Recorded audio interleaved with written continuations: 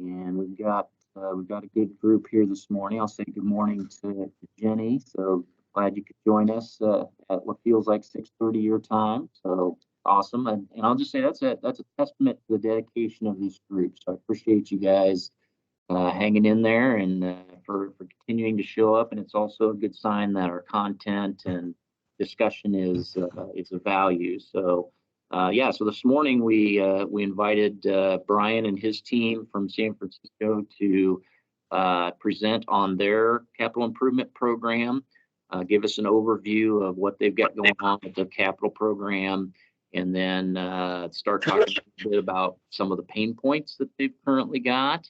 And then keep it, I think we want to keep it, if it's okay with you, Brian, just kind of keep it like if people have questions, kind of raise their hand or, yeah, maybe, I was going to say the same thing. Okay. We have a slideshow. We can take as much or as little time. So, and being that we don't have a lot on the agenda, let's, yeah, if you have questions as I'm going along, or V, who's going to have a big part of the presentation today, definitely raise your hand or speak up, jump in, and we'll make it a discussion.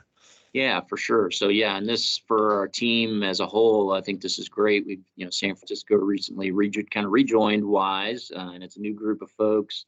And so this is an opportunity for us to, again, kind of learn from their program, but then also to share or ask questions to kind of help them to see where there might be opportunities to plug in, engage with the WISE program and our team to help them the way we've been helped, with our programs as well. So for everybody else on the call, that's kind of my call to you to say, please participate, please listen, please ask questions. That's what's going to help things, I think. And then Cello and Scott and Mike, they are our cat herders, so they can help keep us on track and help us get to a good conclusion on where we want to be with the call. So no pressure on you guys, Scott, Cello. So anyway. Okay. Yeah.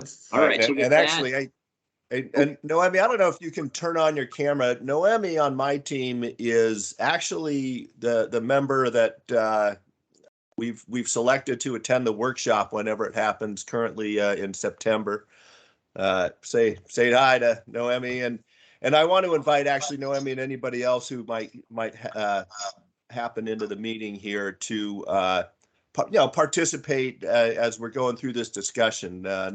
I don't get into a lot of detail in the area where Noemi currently specializes. A lot of asset management, but this is really the capital planning piece. But they are tied together. So Noemi, if you see something you think we want to highlight for this group, definitely just jump in. All right. That's Sure. great.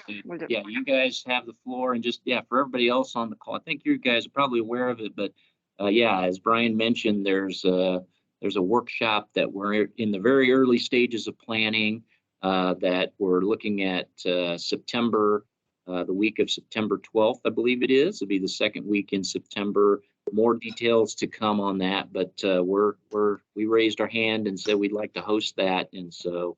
So be thinking about that as you're doing travel planning and budgeting and all of that. Maybe block out a few days that week to come to Kansas City. So Brian, the floor is yours. Tell us a little bit more about your program. All right, and let's jump right into it. To understand our program, I want to actually step back a bit. Here's our agenda. I want to talk about the organization, so you guys understand kind of where the constraints in which we operate, and then we'll get into the challenges and go over the capital program where we are today, and then I'll hand it off to V, who will jump into the highlights of our capital planning framework and then how we apply our capital, how we have applied it in the last couple of budget cycles. And then I'll clean up here and hopefully get some discussion going with where we're headed and our next areas of focus. And V will control the slides. So again, let's jump right into what our organization looks like. We operate under a 5-member commission, which is not shown on this org chart, but it's the commissioners are essentially nominated by the mayor and approved by a board of supervisors. And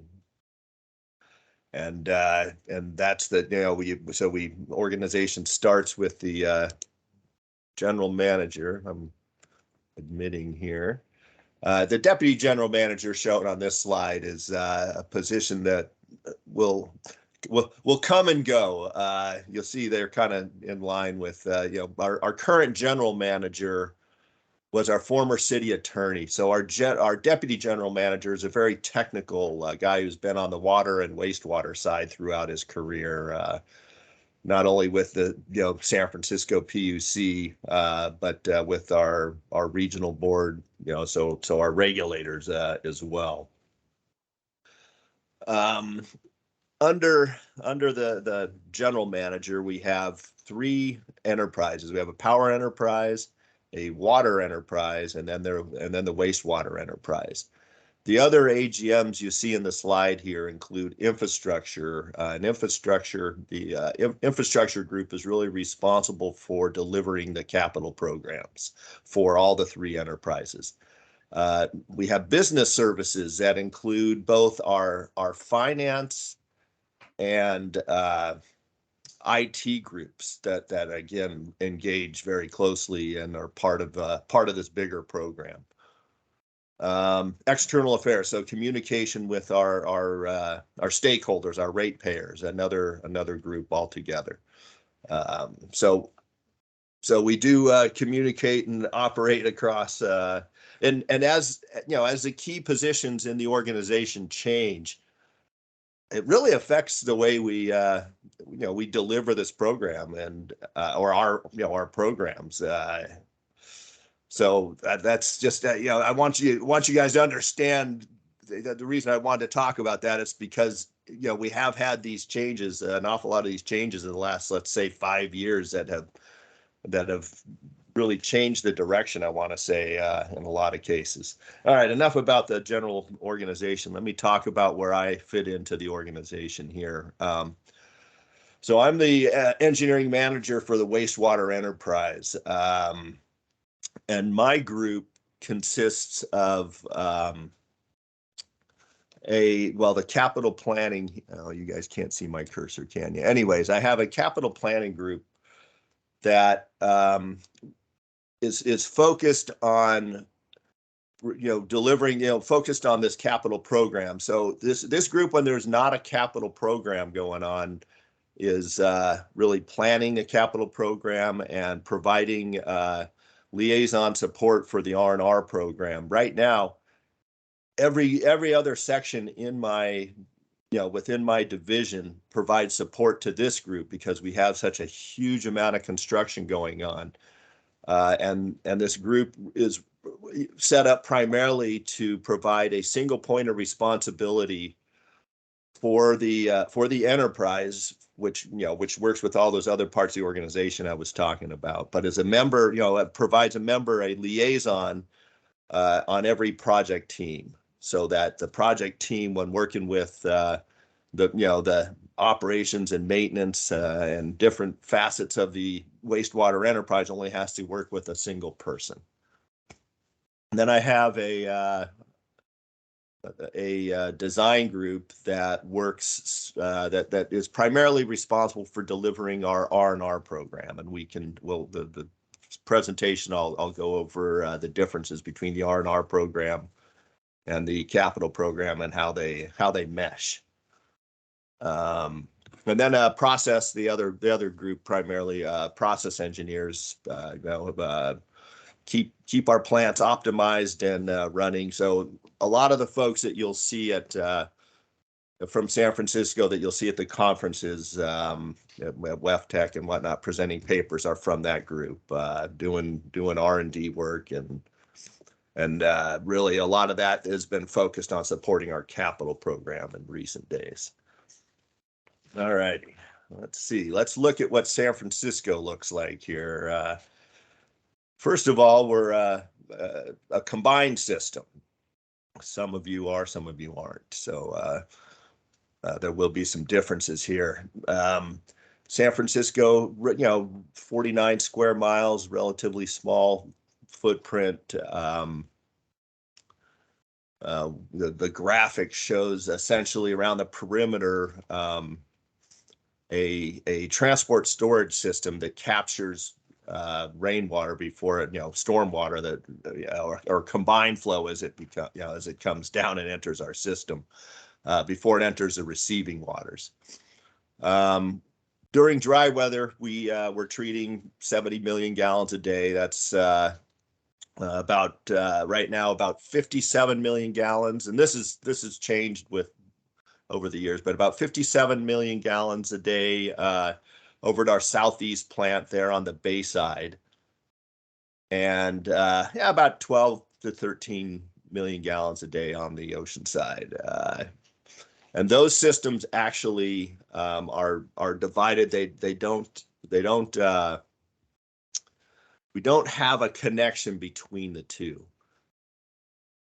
So in addition to that, we have the wet weather treatment plant on the north side of the city. So we have 3 treatment plants. That one's, again, a wet weather facility, 27 pump stations, 1,900 miles of sewer mains and laterals, 216 green infrastructure assets. That number seems to change every day. So next time you hear this presentation, you'll probably have a different number there. 25,000 catch basins, just to kind of give you an idea of the size of the system and in comparison to your own, perhaps. Any questions about kind of the layout of the general layout of the city and our system? Hearing none, let's move on.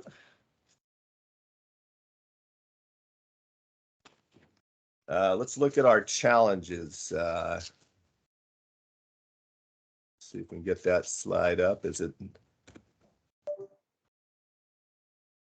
Not yet. Oh, are you not seeing that slide? It's the No, I'm not seeing it right now. Oh, interesting. Okay, sorry. Let me just redo that. Was anybody else seeing a different slide than me when you were seeing the slide? I just saw your system. Okay, all right. So oh, sorry, this is the wrong one. Share.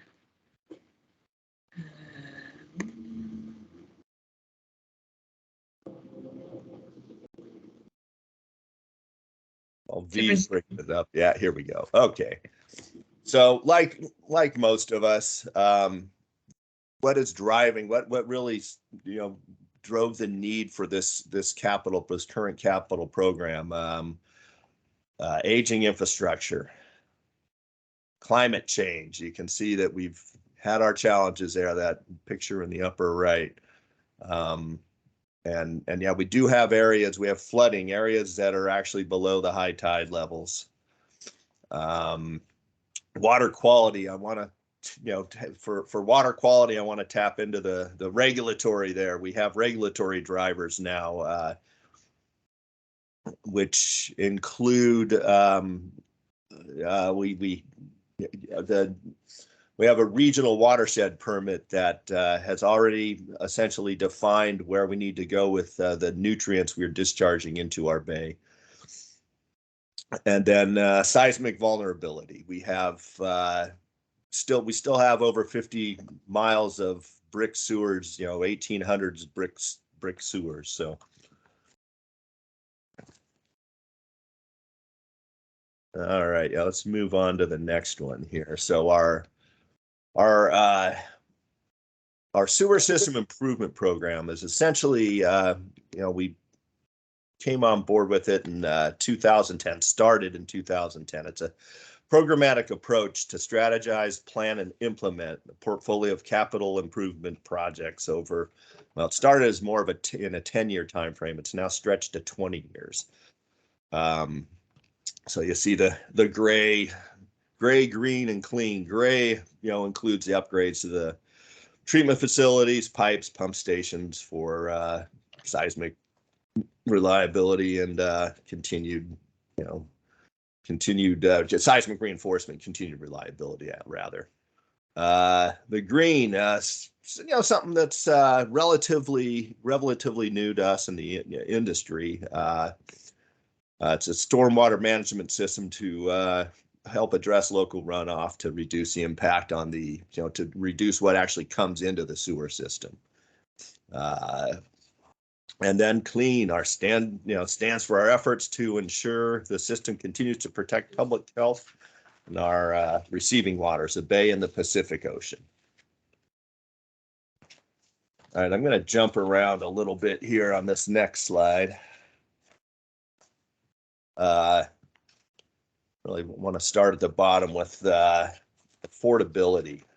Historically, the wastewater infrastructure investment has come in waves. In the gold rush days, when San Francisco was really becoming a populated area, a real booming city, they built the brick sewers.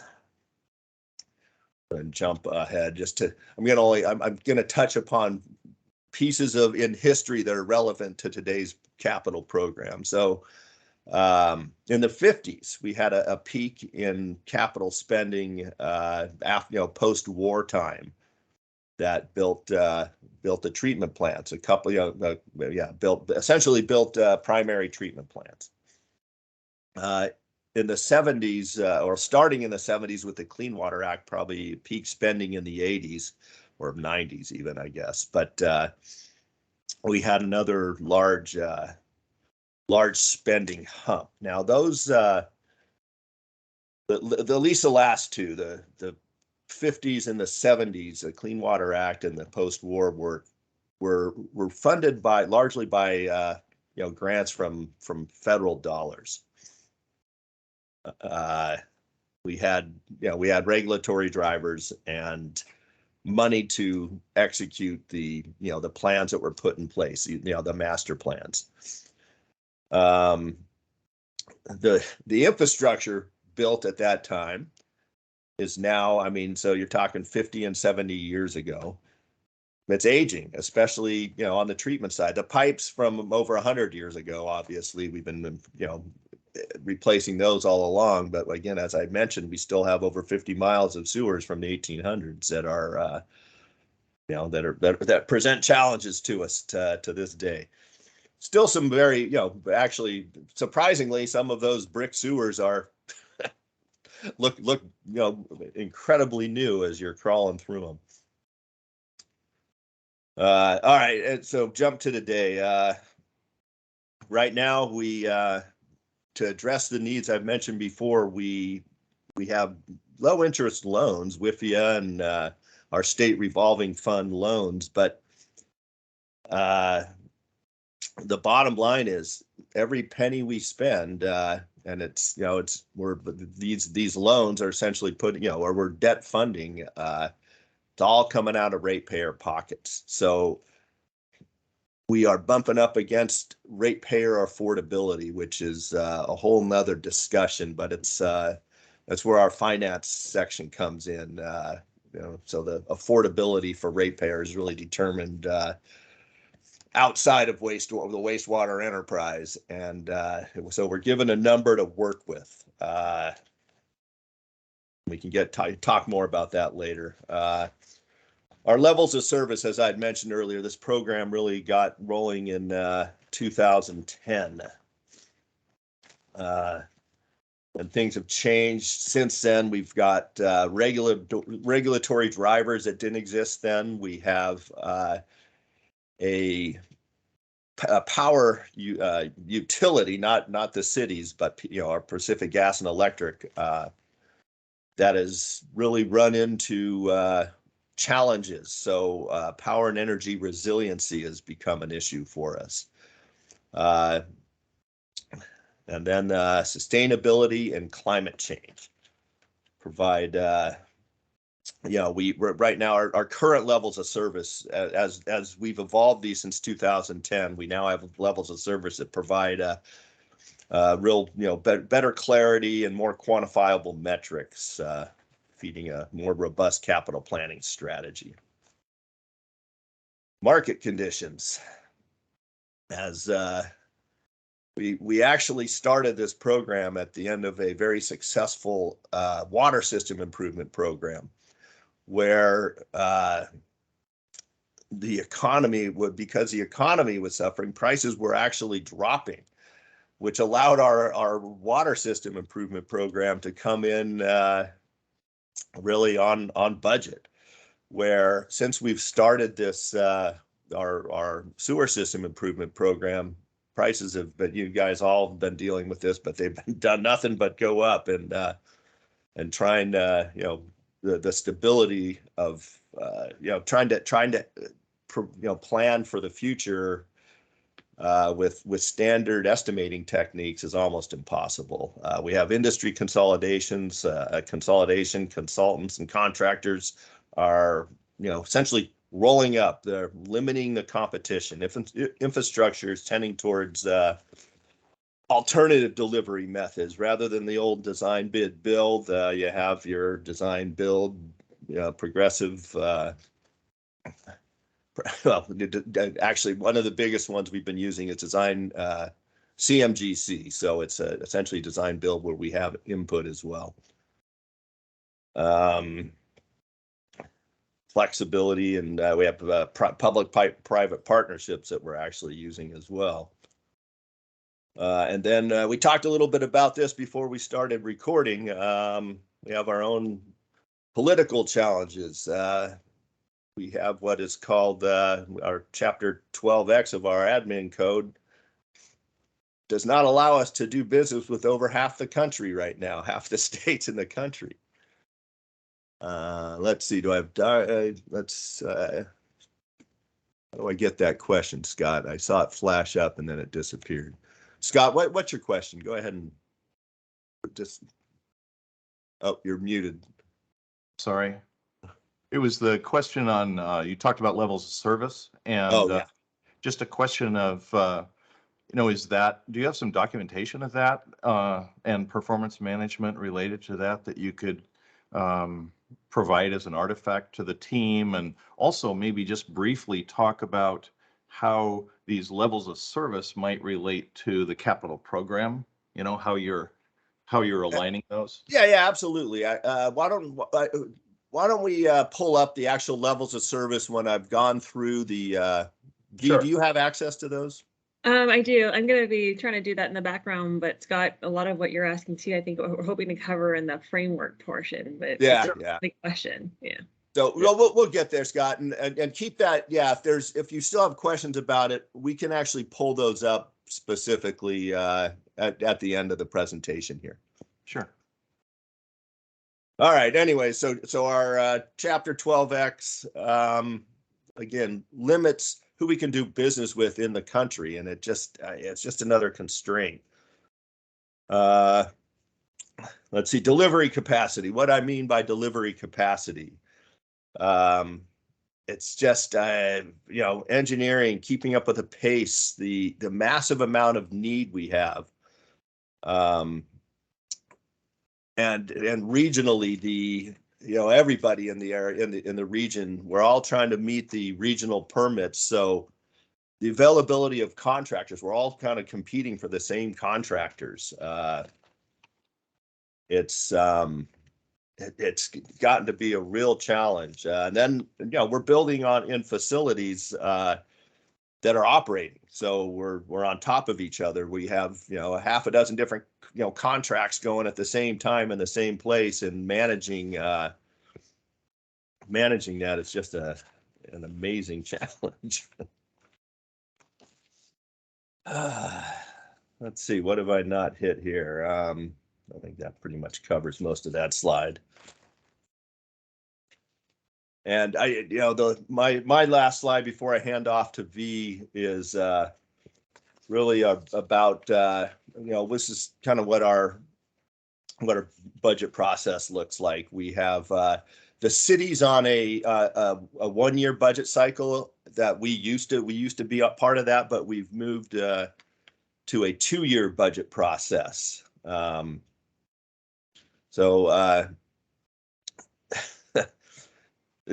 budget process takes about a year to go through between, we go through our internal needs assessment, validation, that goes into affordability review. It goes into, internal to our own, it goes through a public process with our commission once we're done with our part of it. And the commission part of it is actually the commission is the public process, so the public can come in and comment on it too, where we will definitely hear about affordability issues. Anyways, this is it's a continuous cycle. The fact that we're on 2 years helps us because, again, it takes a year to get through it. It was just a continuous before. Nowadays, the off year for us, we still actually go through a budget process, more of a finance exercise than an enterprise and engineering exercise, of course. But anyways, let me not get into those details. Let me pass it on to V to get into the excitement part of our framework here. All right, thanks, Brian. I will be pretty high level on this, but we do have a whole document, and we're happy to share the document as well as pertinent pages. So Scott, that was a great question about LOS. This is the document. As Brian was mentioning, since 2010, a lot has changed, right? The market has changed. Even our external drivers on what we cover with the program has changed. And so there really was a need to look more about having a consistent framework within PUC to identify projects and then prioritize and schedule them out in time. So they all mean different things to different entities. We've got Infrastructure Bureau, we've got the entire wastewater enterprise working together. So this framework gets into a very technical discussion on what these levels of service are, what these targets are, down to like the grit removal. What performance are we looking at? But it also gets into the more people component that Ryan was mentioning too. Like when we do these 2-year updates or when we do these commission approval requests, what is that process and who does what as it goes across all these different folks and span across all the different players across the PUC. So in this capital framework, we've got 4 basic steps. We've got identifying the need, and this is using a consistent process. It's prioritizing the improvements, always a tricky one when you've got a lot of needs that may not be affordable if you try to do them all. You've got scheduling them out in time, so bringing in a lot of the real world people aspects of delivery, as well as affordability. And we've got implementing the projects itself. So what does that process look like so that this can really be a life cycle? And so this document is the one that I was mentioning we're happy to share as well. So getting into the first one, this is identifying the projects. And this is where the levels of service come into play quite a bit, right? The levels of service it's like our North Star. All of our projects are in order to meet the levels of service and to enhance it. And that makes sure that it's a defensible way for us to be in putting projects forward and that it is something that the commission can get behind. The larger document itself gets into a little more about what those levels of service are. But in general, because the system is a combined system and we're dealing with many different environmental issues, what we've categorized the main improvement drivers to be. So what really drives a project is operational reliability. We want seismic reliability. As Brian mentioned, we're near 2 fault lines and we're very prone to earthquakes. And we also have health and safety and security. So San Francisco being a very urban environment, security is an issue throughout the city, but also health and safety of our workers at our plants, but also for the public as well. And the last one that is an improvement driver itself is stormwater management. So when we look at San Francisco on a map, yes, it's very small, surrounded by water. It's very prone to a lot of the water from the bay and from the ocean, but also from precipitation. It's very hilly. If you've ever been to San Francisco and had to get from one place to another, you can be surprised by suddenly how steep things can be. And that being a gravity system itself really creates a lot of headaches for our system, especially when it rains, when water can pool or can flood. And so a big part of our capital investments is really to address the flood management as well. And so we can see that these have such a wide variety of levels of service drivers for projects that we really need to get more specific. And so what I'm showing on the slide here that you cannot read because the words are so tiny is just an example of the reliable operational reliability specific to treatment plants. And we have something like this for pump stations, for force mains, for combined sewer discharge structures, transport storage boxes, gravity sewers. So our main assets are broken down into these categories. And then for each one, down to even the plants here, you see the Oceanside plant, the Southeast plant, the North Point facility on that map you said earlier. Each one here has a specific target. So when we say operational reliability regarding performance, what do we mean, right? Because they all have different functions and purposes. And when we talk about seismic reliability, what does that mean as well? What does it mean when we talk about power reliability? It gets really specific in a way that allows us to then take those numbers and those metrics and go, okay, when we do our gap analysis, are we meeting this? You know, we can quantifiably go, yes, no, this is an area we need to look into using plant data and operation data from the last 2 years.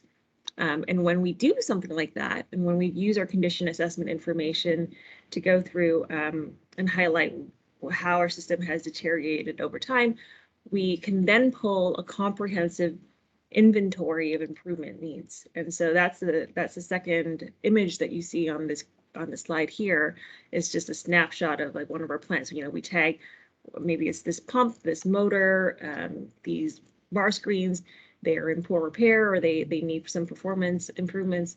They're all cataloged into this inventory, and this inventory helps us do two things, right? It allows us to then prioritize from it, but it allows us to track it. So if we don't do something about it or we can't do something about it for the next 5 years, how are we managing this risk? What are we doing when we say we go into the system in another way, that we can then see what else can we do while we're there at the same time? So capturing all these needs in a way that we can refer to consistently and keeping it live is a component of this framework. And so then we get into the kind of messiness of prioritization. And this one, to be honest, was a sticky one for us, right? It's somewhat easy to prioritize when you're just talking about, say, all your sewer assets, and you have a consistent way of seeing how risk is measured and quantified and defined. But how do you compare that with flood management? How do you compare that with seismic? Because these drivers are so different, but at the end of the day, they use the same pool of resources and funds. We had to find a way to give a little more gradient across these different projects by defining the priority in a way that brings them all together, but at the same time, a little more flexibility so that when we are engaging with stakeholders, we have the ability to still address their needs and concerns in a way that's sort of flexible, but with enough definition. And so this table is a table that we have in the framework that defines what is a low priority, medium priority, high, and very high, and then specific definitions that, again, tie to our level of service. And that way we know when we are looking at prioritization, we're still anchored by our levels of service. And so one example is for very high, we're looking at improvements that are needed to correct an issue, right? We're not looking at enhancements, we're not looking at doing extra there, but we're talking about just fixing what needs to be working and isn't working at that time. And so some of that is very focused on process and regulatory compliance, and also security and safety. And then we get more into, you know, okay, these are nice to do as you get further down the list. Once they're prioritized, we then also group these improvements into ways that we can optimize design integration. So sometimes you may go, okay, well, that's a bit of a lower priority, but it really makes sense to do something with a high priority because you're looking at this as a system, or you're going to be constructing it together in one spot. It really makes sense to do together. And so that's the second part of prioritization too, is in that grouping when we start thinking about how we're going to be implementing. Scheduling is the next part, and this is interesting. You know, when we started going through this framework, and even just doing the motions of this every 2 years, we're constantly going, okay, well, you know, the priority should be our schedule, right? Whatever we put forward as an urgent priority, high priority, we should be doing it first. And ideally, that would be the case, right? But then that doesn't work out, as you all know. So what we do though is we are guided by that priority score, but then we integrate that with factors that impact when we can do the scheduling and when we can get to the project. So the first pass is taking a look at the priority and going, okay, well, what's the priority of that improvement need? And then, is it currently an issue? Will it be an issue? That's more when you think about condition, right? So is it a problem today? Is it not functioning? It's failed. Or are we thinking that it's going to have its end of useful life in 5 years, 10 years, 20 years? And that helps us group out in terms of this matrix here, where do we land? And we have them in approximate 5-year buckets spanning from 0 to 5, 5 to 10, and 10 to 20. Hey, V. Yes, I was going to say, yeah, we have some questions for you. Oh, Right. okay, great. Sorry, I can't see because I'm sharing my screen. So please, if someone can moderate. Yeah. Catherine, why don't we start with you? Sure. So this is really great because it puts a lot of things that we've been chatting about in real applicable ways to do it. So if you go back up to your prioritization, your low, medium, high, is that everything? So in other words, the seismic resiliency is a low priority. Is it always a low priority? Is there, like, does that mean you never do those projects?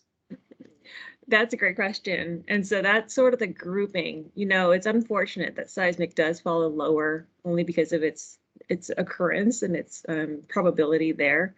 But no, we do seismic projects. And that, when we think about putting in a new system or something that's a very high, and we're going to be working on doing, call it a major rehab. And that is a higher priority because there are structural issues there, or you know, as part of the overall renewal plan. That's when seismic comes into play there, right? And that's let's talk a little bit about a specific case here. You know, on our one of our current projects is a new headwork for a southeast plant. Involves very large conduits, very large pipes moving large volumes of flow. One of our lower priority projects is the seismic enhancements to our primary sedimentation, which is right next door, right across a little internal road to the plant. And the plan for the best way to provide the seismic upgrade to this primary sedimentation plant is for pile work to happen that happens to be under this large pipe. They interact with each other. So we actually had to accelerate that portion of the work so that we didn't have to take down the headworks again to do the seismic whenever we do finish the seismic project on our primary sedimentation. We'll already have this part done because we had to do it to get this other high priority work done, if that makes sense. Yeah, it makes a lot of sense. Thank you. And then Dan?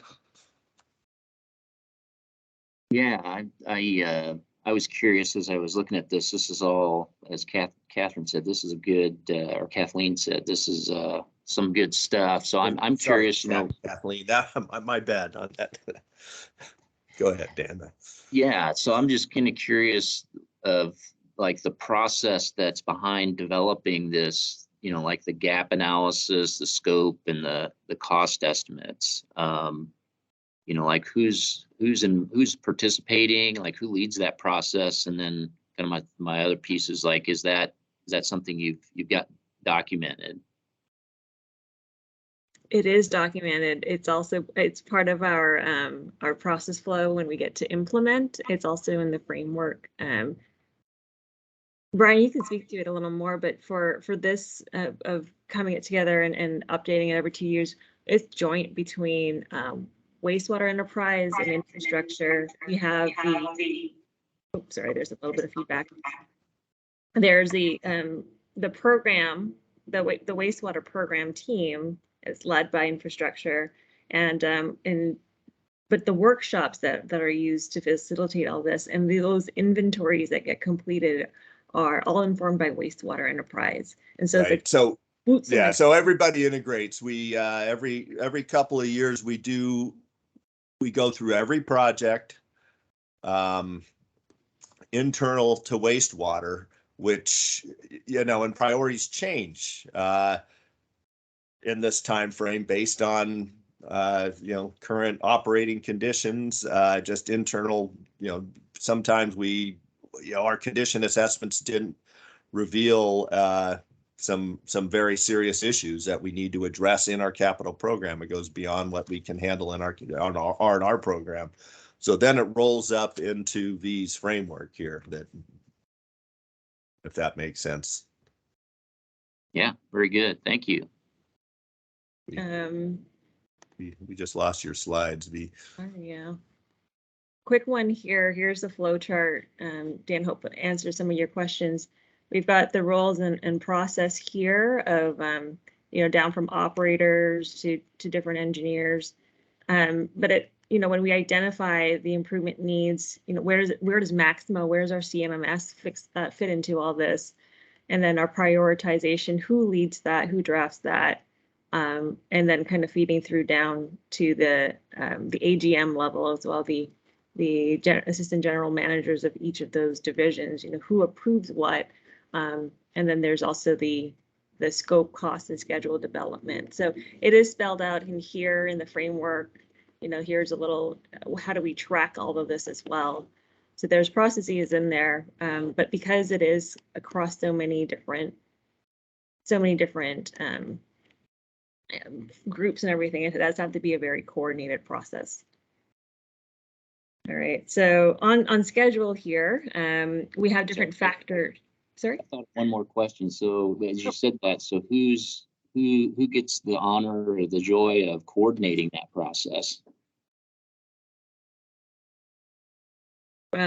So far, it's been a joint effort. I think for myself, working as a consultant team, have been very, very heavily facilitating a lot of that. But what I keep seeing it as is that every asset category has a different owner. And so there's a lead for each one. Within wastewater enterprise, there's a lead for the CSDs. There's a lead for the force mains.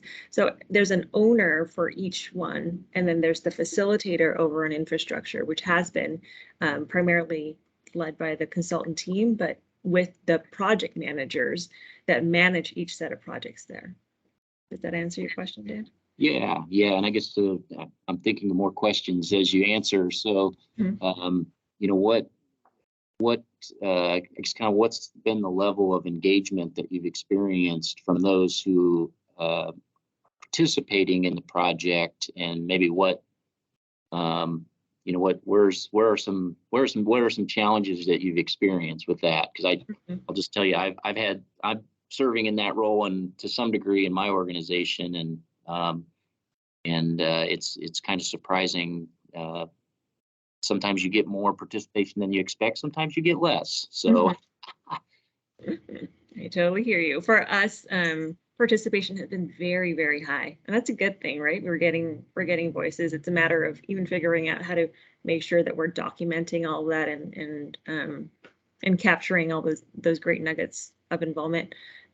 Our challenge is sometimes that, right? There's a lot of approaches to do this. When we talk about especially things like priority and we talk about urgency, you know, it means different things to everyone there. One thing that has worked really well for us is to have that champion. So within wastewater, there is a person that leads those decisions. So what's nice is that they take on a lot of this, the coordination internally as well, right? We've got the engineering team.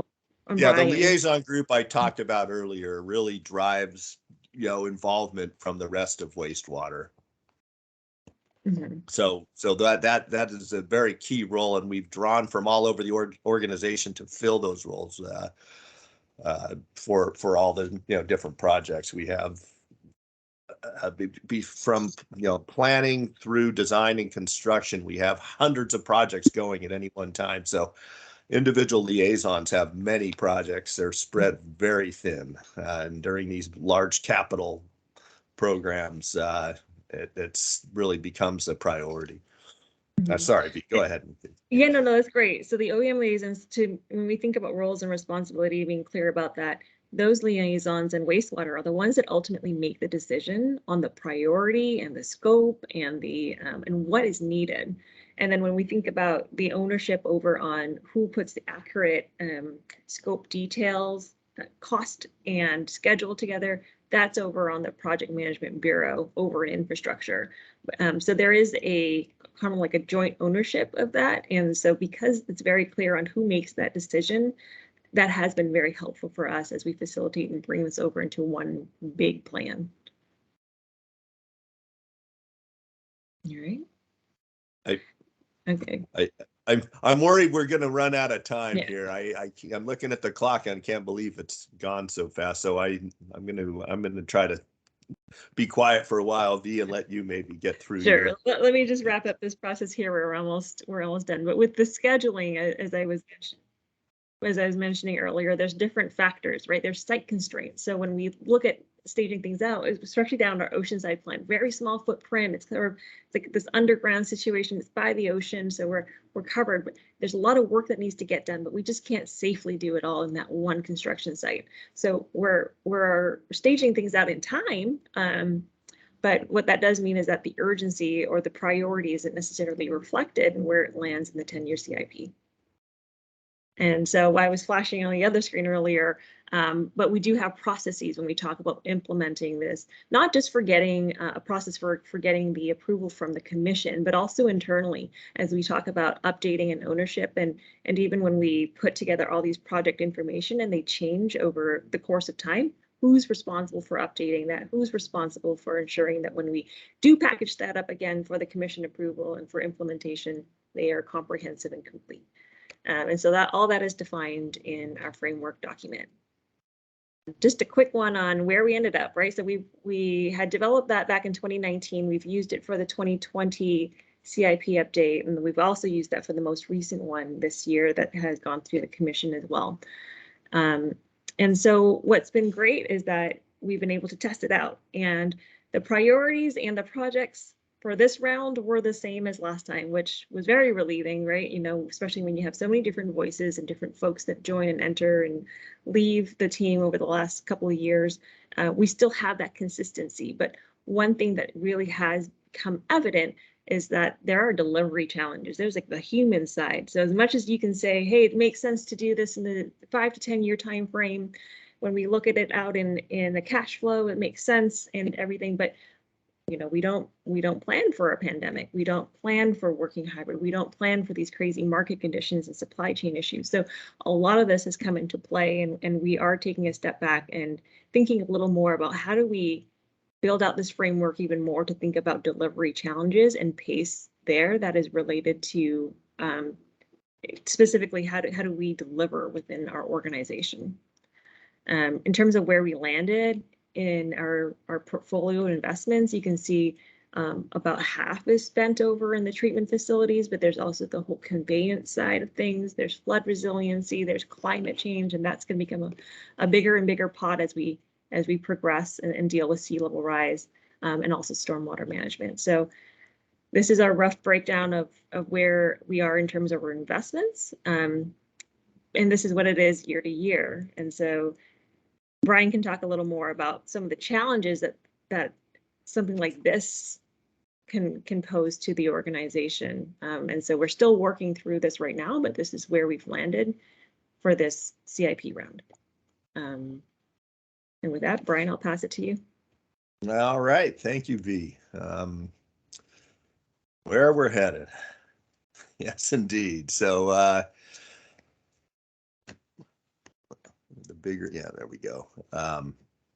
So challenges we have that we're trying to address now. Again, balancing this capital program, the pace depends. And we have a need that is greater than our ability to spend, and so that's from internal human resources, contractor resources, but also affordability. We went from in 2019, we had spent kind of at the earlier parts of construction about $300 million a year. We're projected to be at $1 billion by 2026. Even with aggressive rate increases, it's just not affordable for the city. So we have, we have a big gap between where we are now and what we have on our 10-year outlook. So challenges in front of us. With the internal resources of the PUC, and I'm talking wastewater and infrastructure, business services, $500 million a year is about, in today's numbers, is about the right rate for us. So how do we balance that out? My staff, the wastewater staff, again, I mentioned spread very thin, burning out. So we need to match realistic delivery capacity for both infrastructure and wastewater, and come up with an affordable pace. Let's move on to the next slide here, V. I'm going to kind of go through these quickly here, skip some stuff. So the big hump in capital spending, we've really overgeneralized the flat line of R&R that you see in the left slide. That has actually really gone down since the Clean Water Act spending hump. That just count that hump as the one you see on the left slide. And it's just not it's not sustainable. We have that hump, remember, came with federal money. And right now we have needs that even exceed that hump, probably because we have not managed to keep up over the years with our R&R program due to different factors. So our goal really is to reach a steady state, to flatten the curves here in the right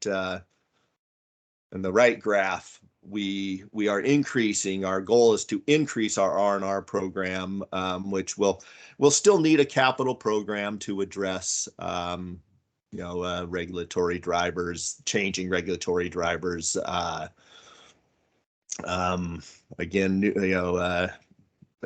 contaminants of emerging concern are starting to really show that we're gonna need to continue to have this capital program. Ideally, it would be a continuous R&R program without a capital program, but we will never get there. We'll always need a capital program. Let's go on to the next one, please. Or was it my last one? Was it? Oh, okay, yeah. So this graphic shows that our capital work starts with planning. We then deliver projects, startup, commission, asset onboarding, which is a big part of what Noemi's doing right now, operating and maintaining. But the important point here is that it's not a linear process with a beginning, middle, and end. It's a continuous. There's a connection from the beginning to the end, and it goes, needs to go on continuously, and so there's a never-ending life cycle, on our investment strategies. We need to, our investment strategies need to reflect that. How to get there is probably our biggest challenge right now. And that's really, I think I'll stop given the time. And I know as far as the levels of service, we can probably bring those. Well, hopefully you got an idea of what our levels of service were. As far as performance management, the levels of service are a high level, and they affect obviously the whole organization beyond wastewater. So performance management is really handled down at a lower level within. So I have my own performance management metrics for my staff. Infrastructure has the same. We roll that up to the commission. We have, when we get more scope, schedule, and budget related metrics as we get up to that level, but mine have delivery dates and times and getting processes in place. So without a lot more time, I can't get into a lot more detail. Cello, I don't see a lot more questions here. Yes, and Dan had to jump off because he had to jump off. And I think people, from what I can see from comments and from what I've seen myself, think that this was very interesting. We very much appreciate what we heard today. And I think I see everybody is nodding their heads who's on camera. And I also think that this presents a real opportunity to integrate what you guys are doing, and also share with you some of the stuff that has been contributed already. And this was very, very enlightening. So there were questions. If we can get the framework, please. So one of the things, if you don't mind, is I can follow up with you, Brian, and with V. And there are places online where people have posted their asset management plans and things like that. So if there are things that you would be willing to post and share with others, I'm sure I see Colin from Vancouver is asking as well. So there's nothing top secret here. We're willing to share everything. Yeah, let's make it better for everybody if we can learn from each other. So we'll have to let me just close the recording, but I will get in touch with you and we'll figure out how to go about the mechanics.